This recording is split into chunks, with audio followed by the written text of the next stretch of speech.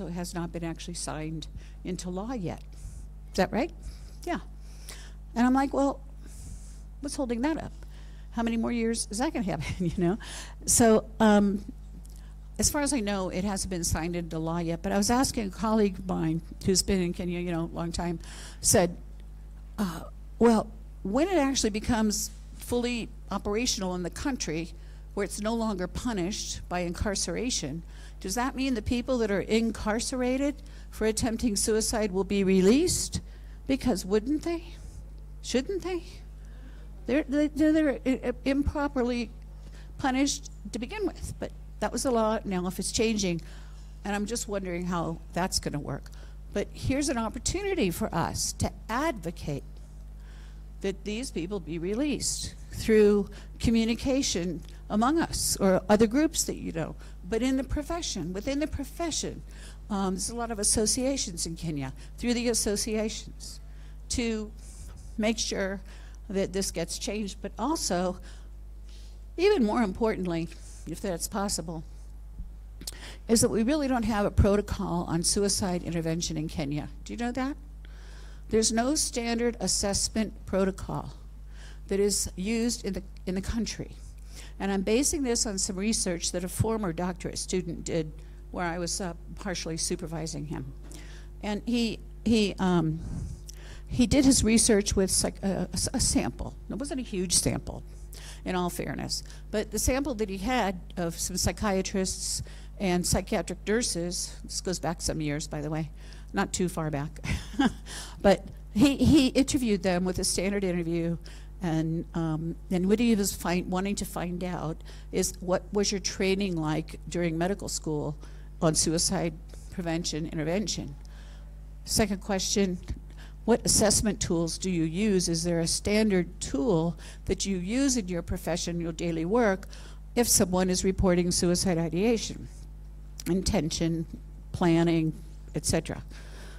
And the third question was, if you have a patient who's telling you they're suicidal, what do you do? So the answer to the first question was, this is the majority, I'm not going to say it's all of them, and I know it was a fairly small sample size of about 80 total psychiatric nurses and psychiatrists in different parts of different hospitals. So the first question was, the training on suicide, it was mixed in with some other class that couldn't really remember what. So marginal, I would say. And then, are you using any standard assessment tool? No. Do we have those? The question to the research student was, there's standard assessment tools for suicide risk assessment? And they didn't either know about it or weren't advised to do it or whatever. In the profession, it isn't there. And I think that's true among us also psychologists. We need to really work on that in reducing suicide. If you can't assess and know risk, what are you doing? You have to know the level of risk. Is it ideation because they just failed an exam, or a family fight, or a separation with a spouse? You know, what was the trigger, and what can happen for this person to resolve that? But many times people think, I'm done, I'm tired of this, the pain's too much. That's what we hear, the pain is too much, and suicide looks very real, like a real, rational option to end the pain, whatever the pain is. That's very real, that's what we hear. And if we're sitting there listening to that and we don't do a risk assessment to really use professional, valid, reliable tools, one is called the Columbia Scale. There's others. I'm actually using the Columbia Scale and teaching it in my classes, even if I'm not teaching on the subject of suicide, because I want to just slip stuff in that we need to know.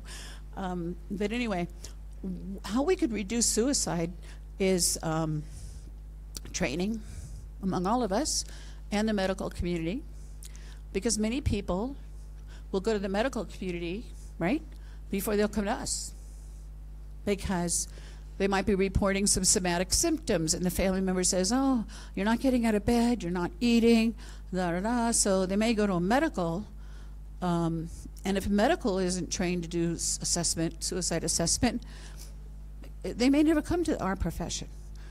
But anyway, so we need to do training with all of us. Anyone that works with human beings, to do training on risk assessment, and also standard protocols for if there's high risk or moderate risk, what do?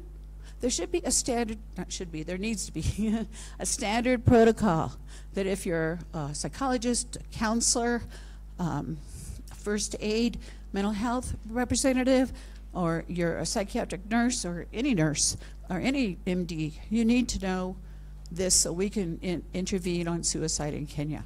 And it is not really difficult to learn. It's more about your own sense of what to ask and how to ask it in a way that is not confrontational or condemning or advising or any of that. It's like you're asking questions just like you might make. So who lives with you at home? That tone. So how long have you been thinking about taking your life? Are you having thoughts of killing yourself now? When's the last time you thought about suicide? Or when's the last time you thought about death? I mean, it's not like a question of it, but I'm saying it's in the same tone, like you'd have a conversation. If you're acting fearful yourself, oh my God, I don't want to ask these questions, because what if they say they are? Well, that's why we want you trained on suicide intervention, so you know what to do. And I would even, saying to Teresa earlier, I'd really like to, I said, do you do follow-up workshops with this group? And I think something like that training, and even training on ethics or training on clinical interview skills, whatever, could be really helpful for next step. Okay, so let me just see. The other thing, other than suicide, I was going to talk about things like, one thing I wanted to say was about disclosure. So there was a comment about disclosing, what Teresa was talking about, if the patient was going through a similar situation that the therapist is. The question is, when is it okay to self-disclose? Like some therapists might say, well, it's okay for me to tell the patient that I also went through that, so it kind of normalizes it. But ask yourself this question. Is the disclosure of whatever it is about you therapeutic? If it's not therapeutic, leave it out. It's just that simple. We don't have to get complicated. If you say you want to talk about yourself because you think it'll help the patient because you can explain what you did, that may not come across as a therapeutic benefit. Do you know? It may come across, well, yeah, look at you, you're a therapist, and you're sitting there telling me what you did, but the person's in therapy to get help for them, not necessarily hear our story. Just think, is what I'm about to say therapeutic for this patient? And if you cannot come up with yes, then you be quiet. Default to quiet. It's really okay to do that. Even if the patient asks you, do you understand what I'm talking? Have you ever had this happen to you? You don't need to answer the question. Go on with your clinical assessment and say, I know this is difficult to talk about, and I really appreciate your staying with me so I can understand more of what you're going through. So not that you're refusing the question, but you can reframe the way the conversation goes. Or you can just say the truth, because some people think if you haven't been through it, then you can't help them. That happens so much in substance use, if you haven't experienced that, where the patient will say, well, have you ever had a substance use problem? Have you ever been addicted? Well, then you can't help me because you have no idea what it's like. And, it's that old analogy of like, wait a minute, how many illnesses do I have to have?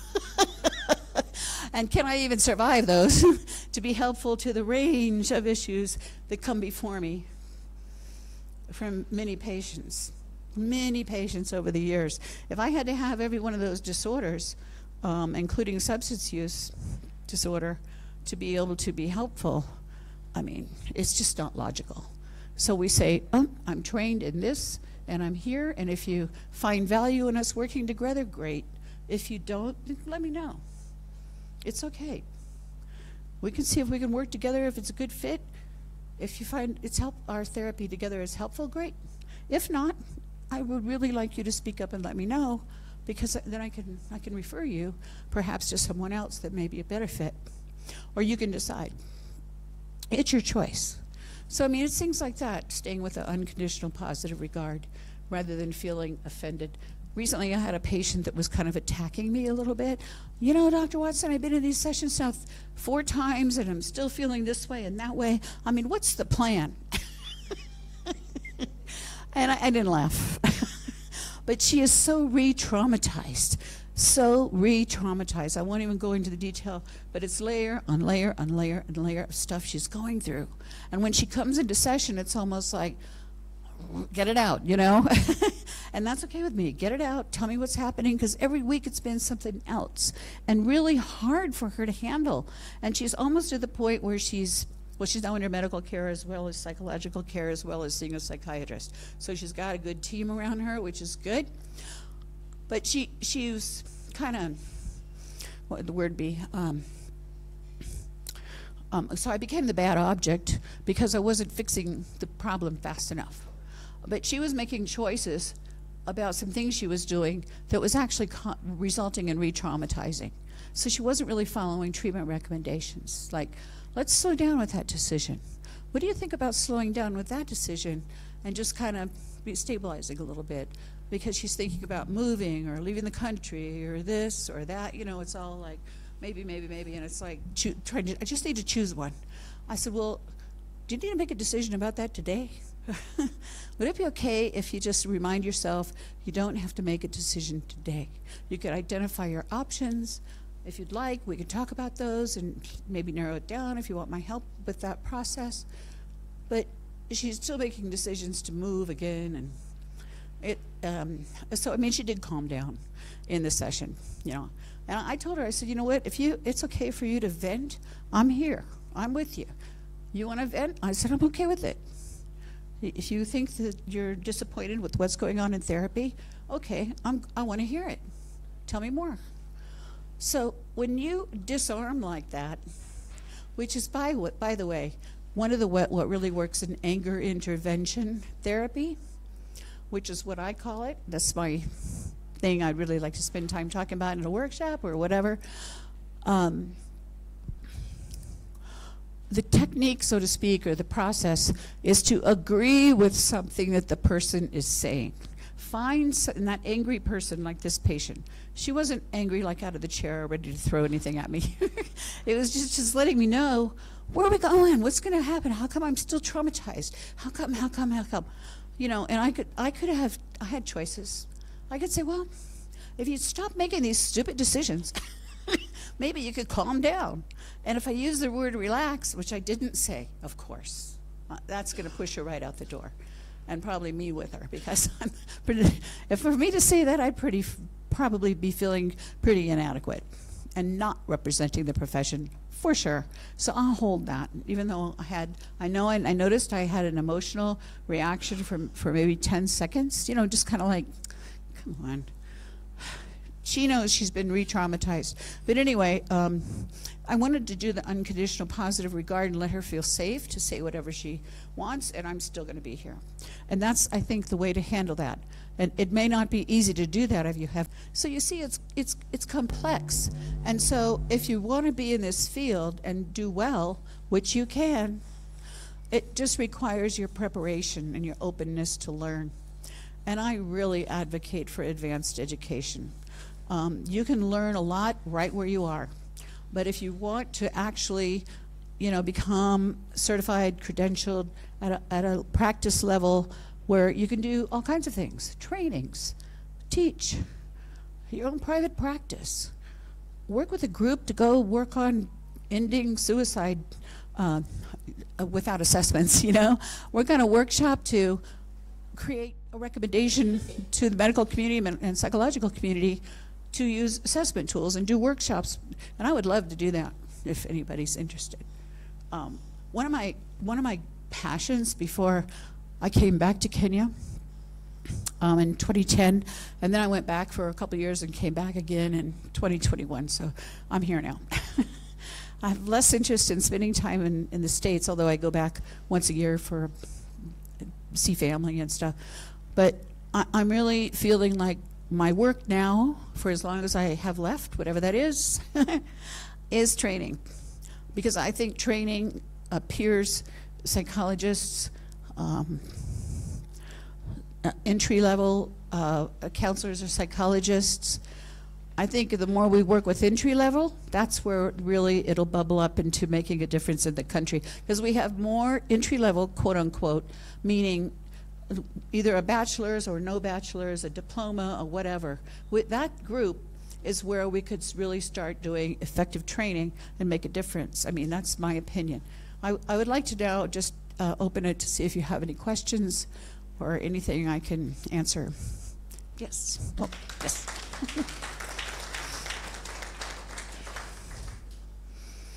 There's some CBT stuff I was going to talk about, like core emotions, cognitive distortions, self-defeating beliefs, anger intervention scales, and a whole bunch of stuff that I actually do teach. In fact, there's, let me see, like 4 people right here who could teach it too, most of it.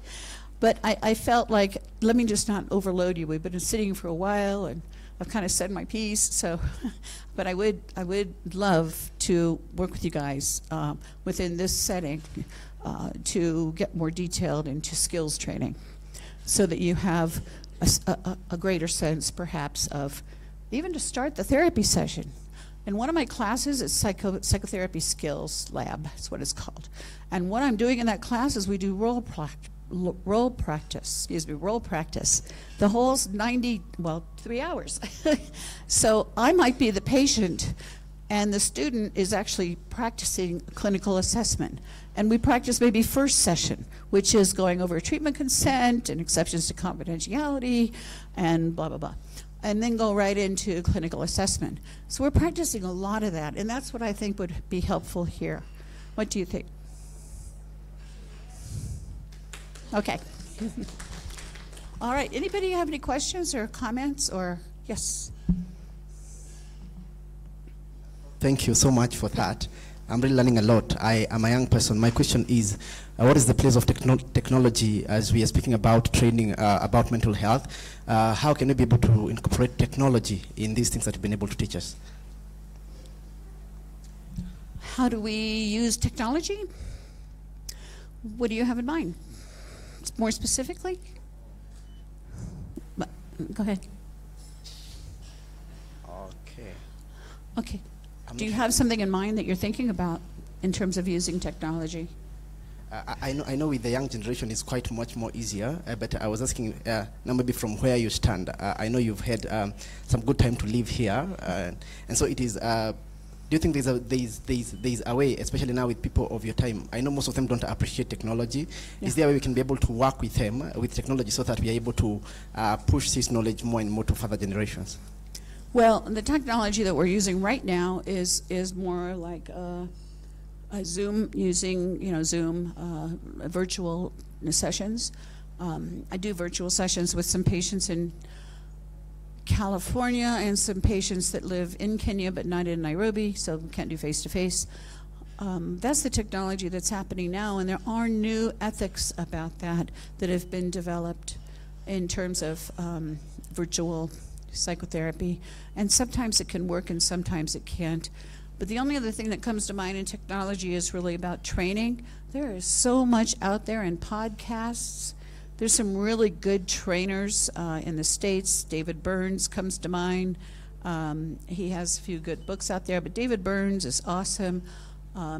He has a lot of free stuff he does. He's actually a psychiatrist, but he's written books on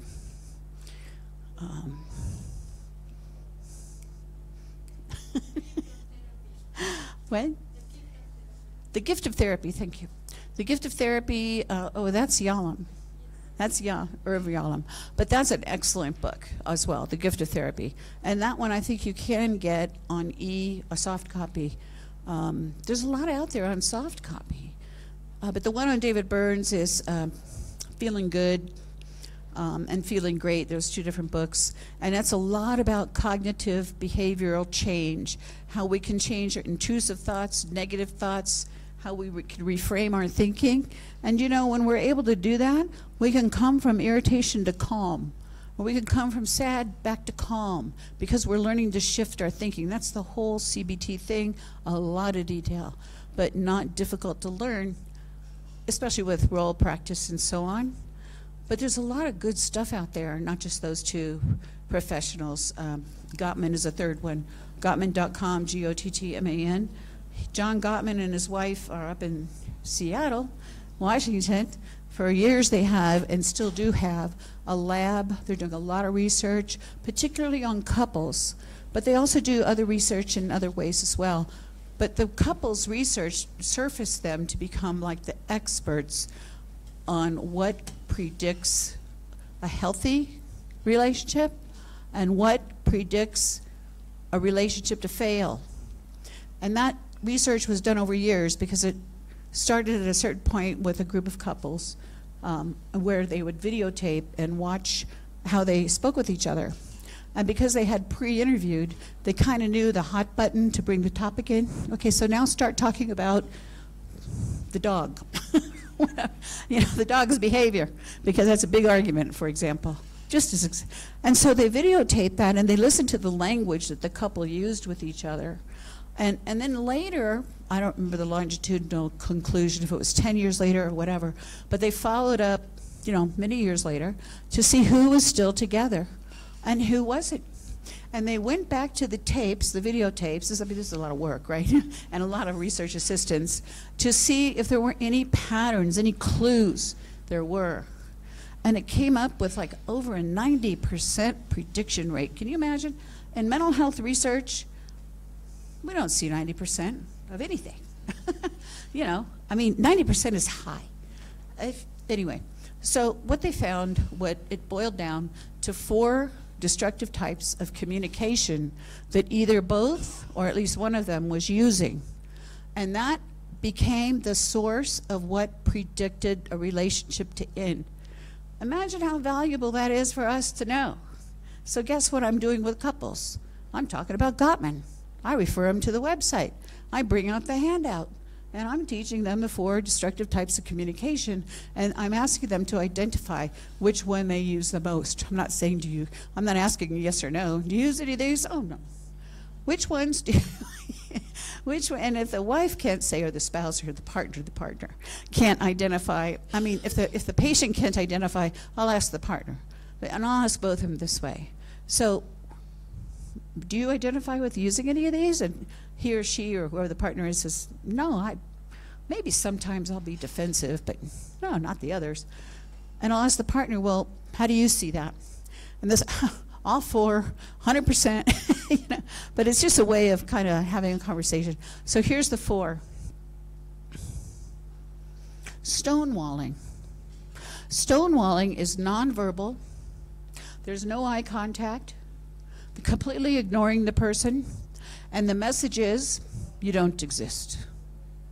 So one of the partners might be in a sitting room watching TV or reading a book, whatever they're doing, gardening, who knows.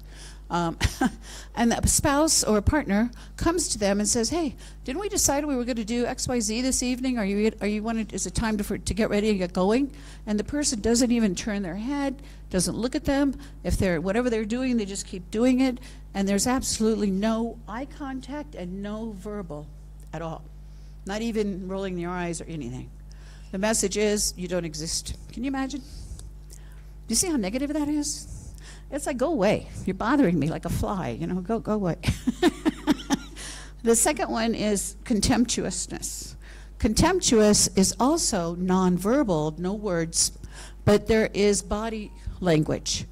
So the person is kind of glancing at their partner, and then they'll do this like, you know, like, or roll their eyes, or just like, but there's no words. It's just these defiant, you disgust me, is what is being said through contemptuousness.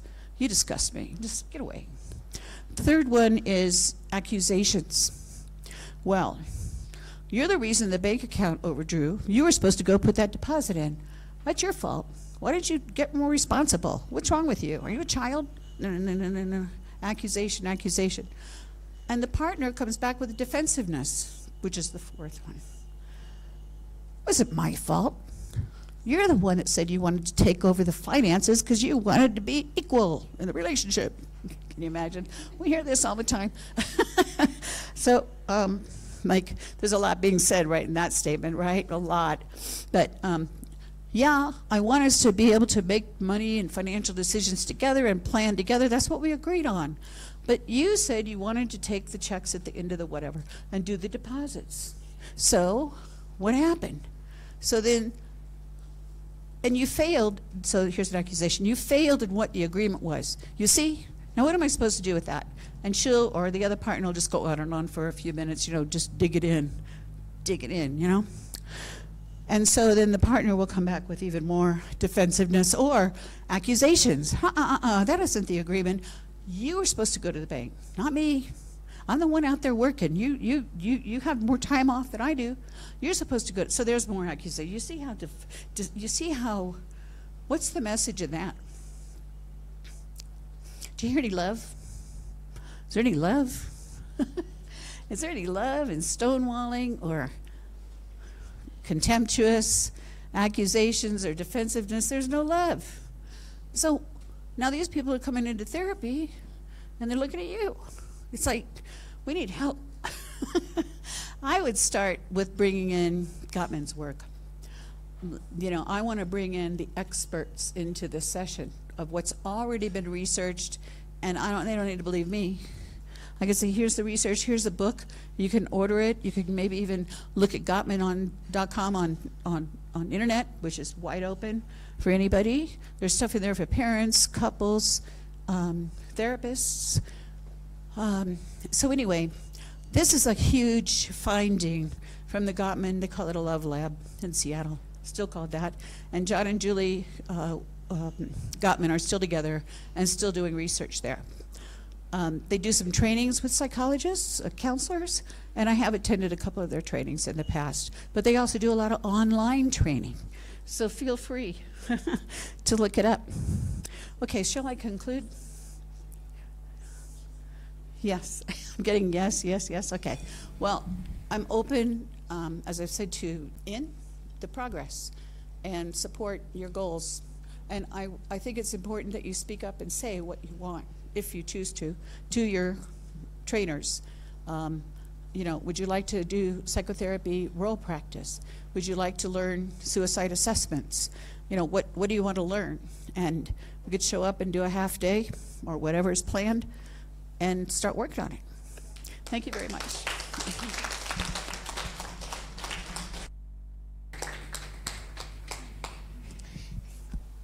Thank you so much.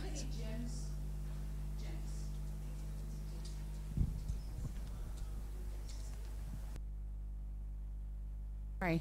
What I'm asking is, in the beginning I kind of said, I hope to leave you with some gems. You know what that means? Like some powerful information. So I want feedback. Did I succeed? Okay. Thank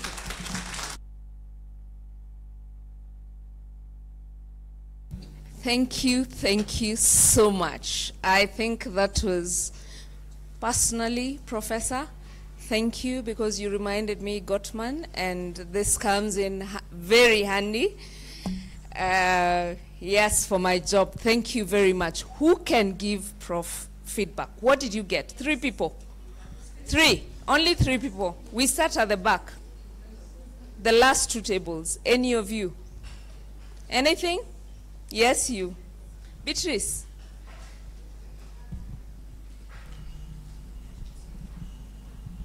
She said something very important during a session. You don't need to tell your client or your patient that you have gone through that. You can keep it to yourself. So that I got it very clear. Thank you. Oh, thank you, Beatrice. Thank you.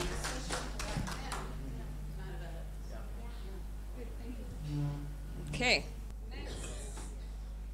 I like corners. Corner table. Christine, your table. Anything you got, you can even discuss and agree who's going to speak on your behalf. Wow, what a wonderful talk we've had. I've had a lot we've heard a lot about everything. Yeah, I'm very grateful for what I've got to hear from you. It's very good. I would also like to pass it down to you so that you can also tell us more about what you've also heard. That's smart. Thank you. Thank you, Christine. It's been passed on to you. Tell us. So how are you again? Okay, I'd like to thank the professor on behalf of the other students who don't have a chance to...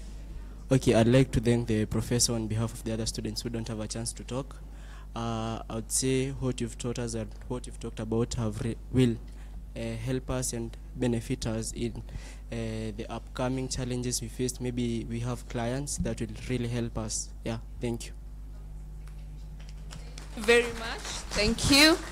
Team All Smiles, I'm with you. Tell us, what have we learned? Okay, I've just learned about not being too judgmental, especially as a therapist.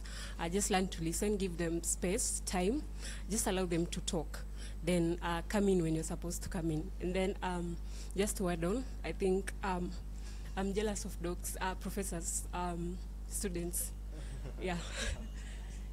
She's jealous of your students. You can join them. That's the beauty.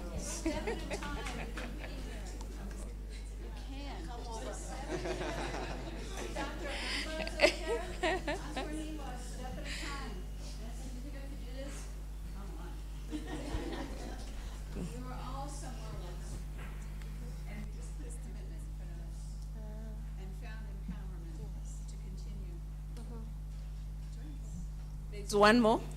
Yes. Sorry, I think mine is to say thank you and appreciate you. I'm learning from an outsider's perspective, especially your talk on ending stigma, how well the experts here can be able to create awareness around it while still maintaining the professionalism, and also your emphasis on industrial organization psychology, which I think is lacking. We need to put more emphasis on that. So I think from an outsider's perspective, we've really learned a lot. Appreciated. Thank you, Lynn. Thank you. And thank you so much, Professor. You may have your seat. So, after so much wisdom, yes? After so much wisdom, what's next? We all rise up. We need to warm up for the last part of this. For the last part of this graduation, we need to warm up, right? Yeah. Okay. As you look at me, you can also stand up. Sip some water. If you don't have water, say you don't have. I'll get you some. Okay, that's an ambush.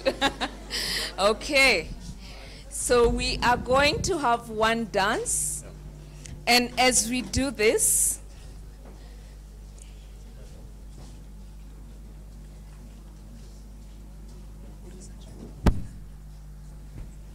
okay, as we do this dance, just shake a bit. Ask your neighbor what they had, because I know Prof said so much. We had Madam Teresa say a lot. So what did you hear? Just one gem. Prof said it as a gem. One gem that has not been said so far.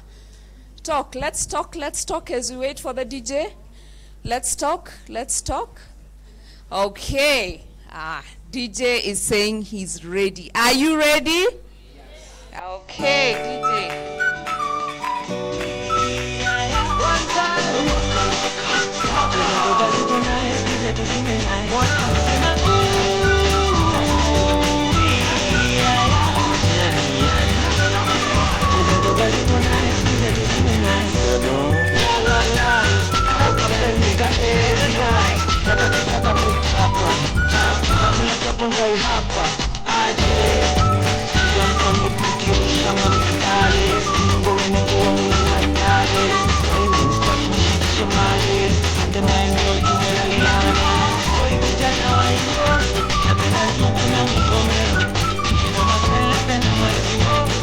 Thank you.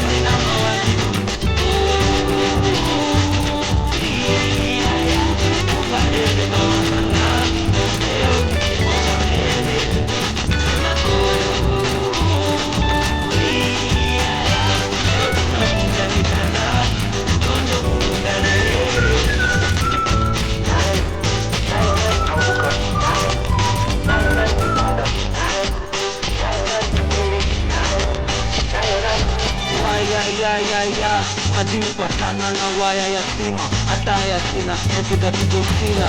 When I'm done you can't see me. Utakaya, mbaya, yamepigana manukuri mbaya. Umeishi wapi ya haya, yameka wapi Ulaya. Shake it up, kama makini.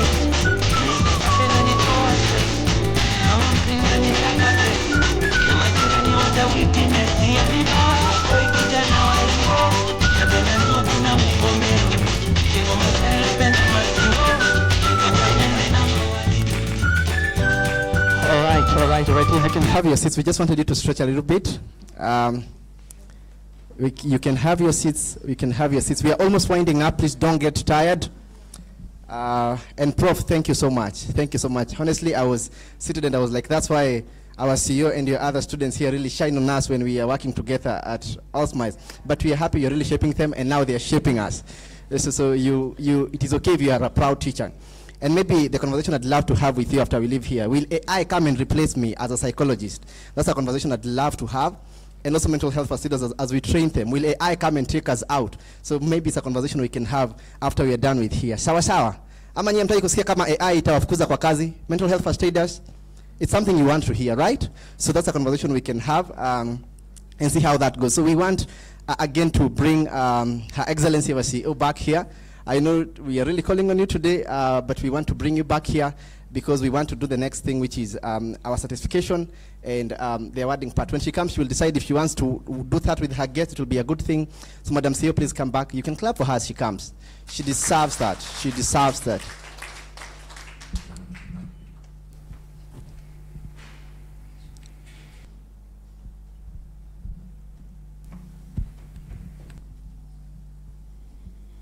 Thank you so much, Agape and Frida. Thank you, Prof. That was so enlightening, and we felt we were actually in a class. So before I do what I'm supposed to do, ladies and gentlemen, allow me to invite here and introduce to you a very special guest. Again, we have Ruth Mungania Kanywa, the one who left us. We have the husband here. So Mike and the dad, please come here.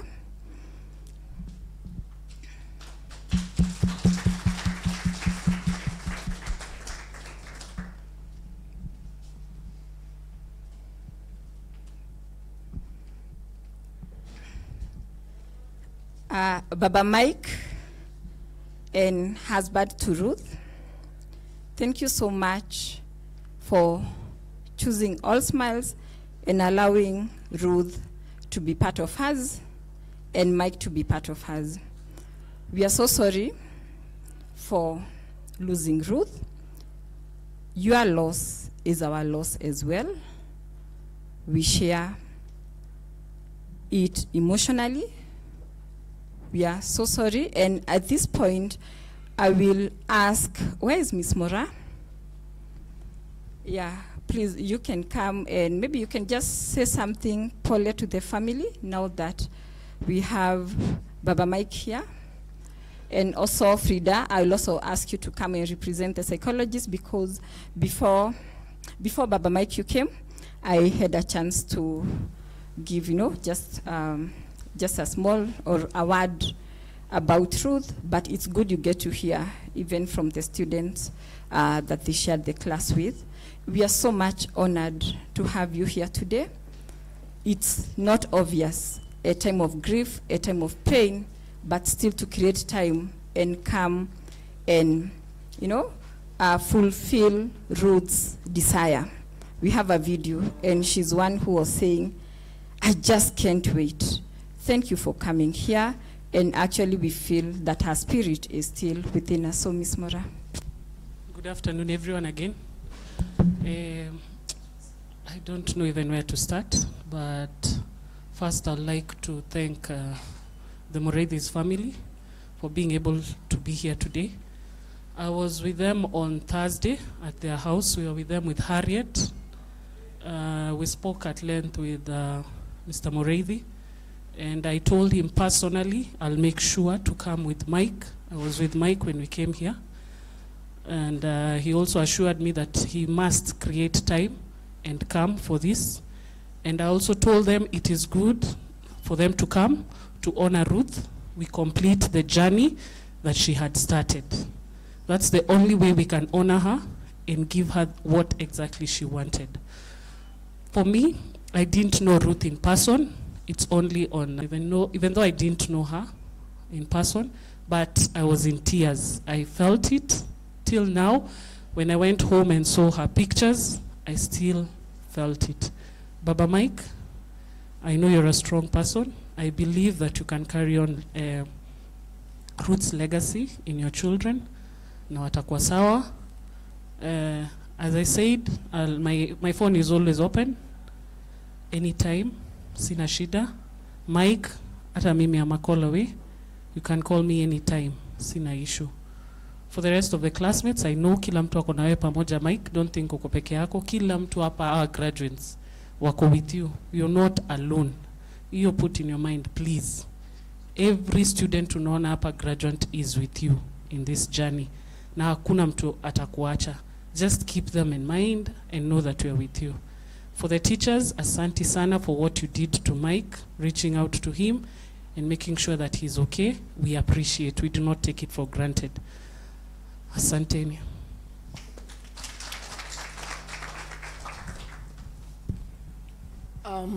Mine is on behalf of the faculty and on behalf of All Smiles. A lot has been said about Ruth, so I will not repeat it. But what I want to share with you is that long after this, you will still need to be standing. And we are not only with you in this, but even after. Call on us.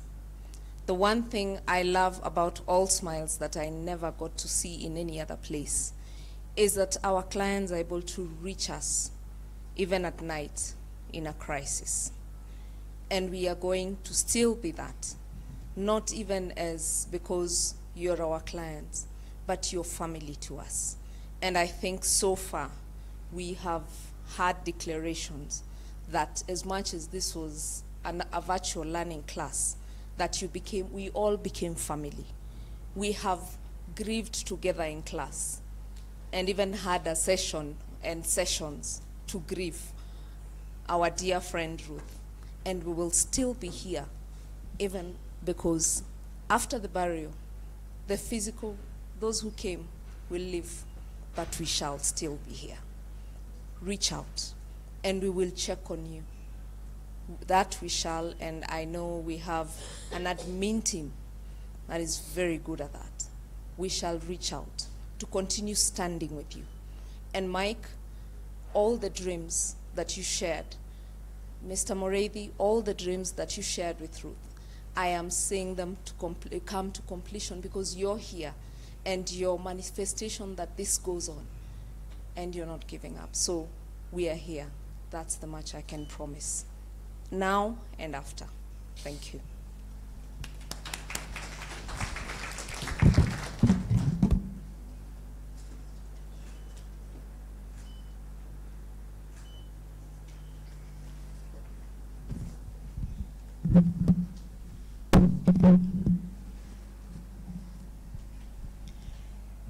Ladies and gentlemen, it now comes that time we put a full stop to the journey that began in September 2023 to some of us graduating today, and on 13th January 2025 to majority of us. Of course, we have a number of us that didn't make to come to be with us, given that they work in, some they're even outside the country. And so at this point, I would like to call out these names. When I call out your name, please, you stand. and after that, we'll go to the next session. So when I just call out, you just stand. So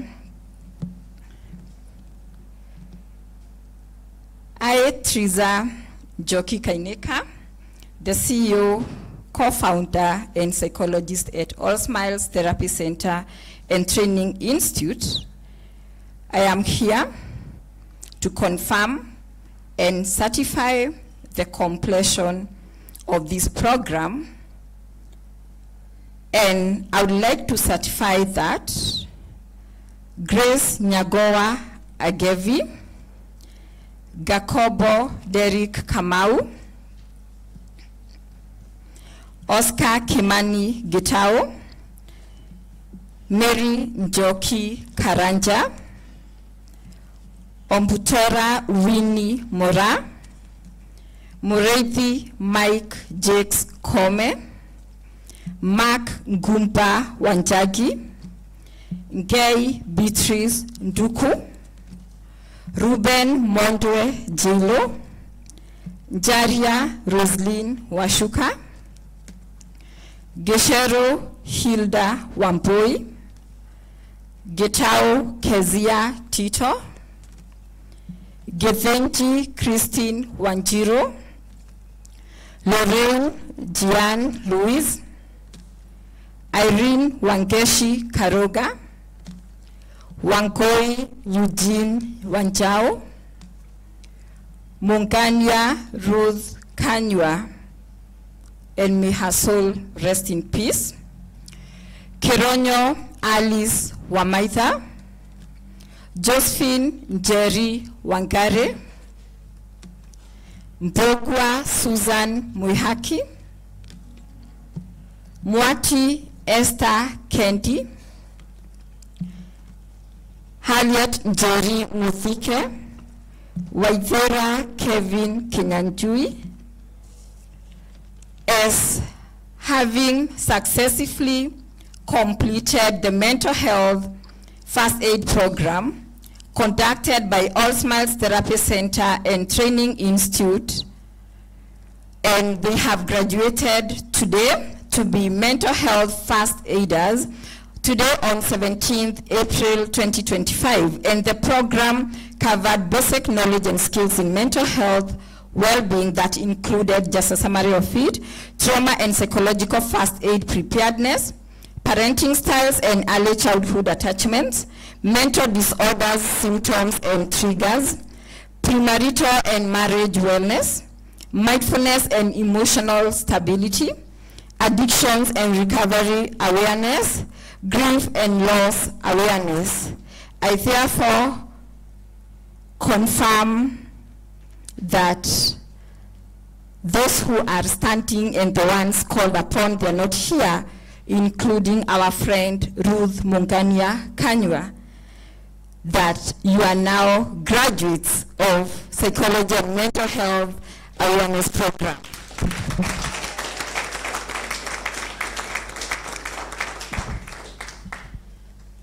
So I think the next, I will invite Lynn and Prof. You will come here, and Madam Frida, you can lead us to the next level of awarding of the certificates. Thank you very much, Madam CEO. And I want to request the graduates just to take a seat briefly as we have our chief guests come and join me. We shall be calling by the names. Okay.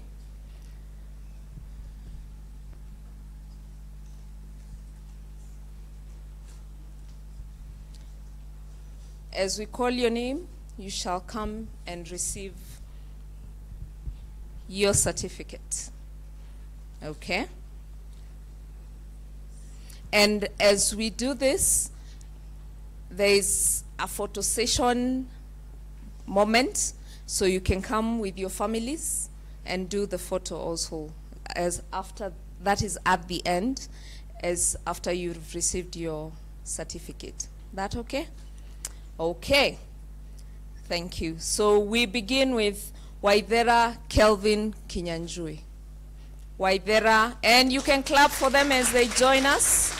Waithera Kelvin Kinyanjui, you're welcome. Karibu sana, and congratulations. Please come with the family of Kinyanjui. Please, you can come. Congratulations, Kinyanjui. Congratulations for completion of the certificate course. Thank you. Next, Harriet Jerry Mudike, make your way up, and family, be right behind her to take the photo.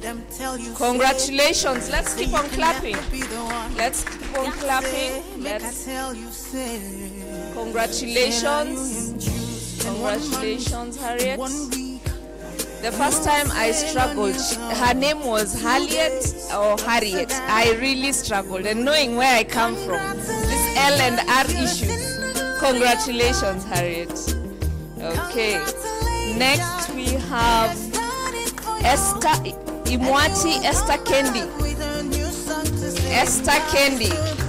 One more time I get to call your name. Congratulations. Congratulations to Esther.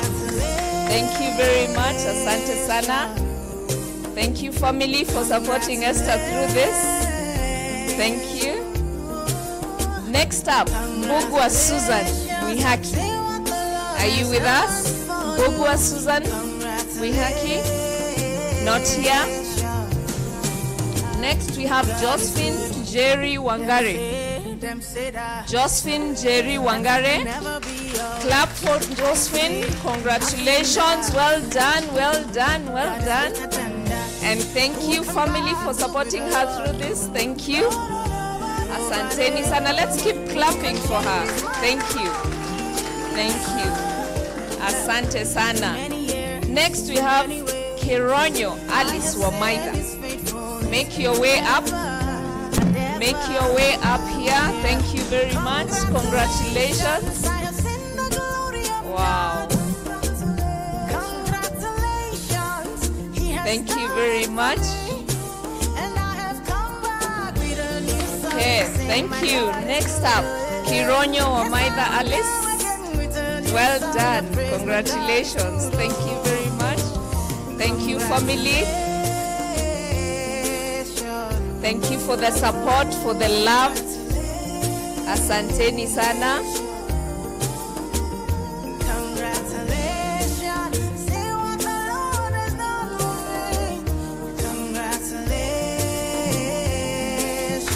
Wangoi Eugene Wanjao.